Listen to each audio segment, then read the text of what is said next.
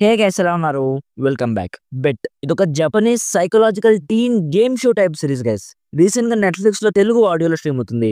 Dubbing ఎందుకో చాలా add గా అనిపించింది గైస్. క్వాలిటీ బాగుంది. బట్ జపనీస్ వాళ్ళ ఫేసెస్ కి మన తెలుగు డబ్బింగ్ సెట్ అవ్వలేదు అనిపించింది. ఈ సిరీస్ లో టోటల్ 10 ఎపిసోడ్స్ ఉంటాయి. Each episode around 30 to 35 minutes ఉంటది. అంటే ఈజీగా ఈ సిరీస్ కంప్లీట్ చేయడానికి 5 అవర్స్ పైనే పడుతుంది. అండ్ ఇది సీజన్ 1 మాత్రమే. ఇంకా సీజన్ 2 కూడా వస్తదంట. సో ఇప్పుడు మనం 5 అవర్స్ ఈ సిరీస్ మీద పెట్టొచ్చా లేదా అనేది డీటెయిల్ గా మాట్లాడుకుందాం. అంతకుముందు మీరు మన ఛానల్ ని ఫస్ట్ టైం విజిట్ చేస్తుంటే ఒక్కసారి ఛానల్ చెక్ చేయండి గైస్. మన తెలుగు కమ్యూనిటీలో Hollywood and Netflix series reviews ఎవ్వరు చేయట్లేదు. సో నేను ఆ గ్యాప్ ని ఫిల్ చేద్దాం అనుకుంటున్నాను.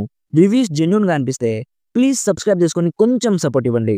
సో సింపుల్ గా ఈ సిరీస్ ప్లాట్ ఏంటంటే, ఈ సిరీస్ లో ఒక అమ్మాయి స్టోరీ చూపిస్తారు.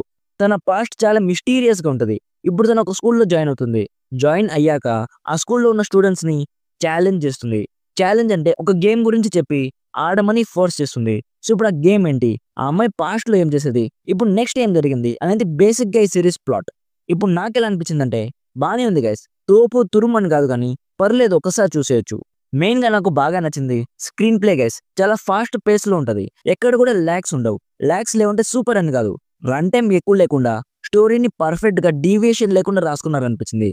ఒక విషయం క్లియర్ చేస్తాను, ఇది యాక్షన్ థ్రిల్లర్ సిరీస్ కాదు గైస్. ఇది మైండ్ గేమ్స్ టైప్ సిరీస్.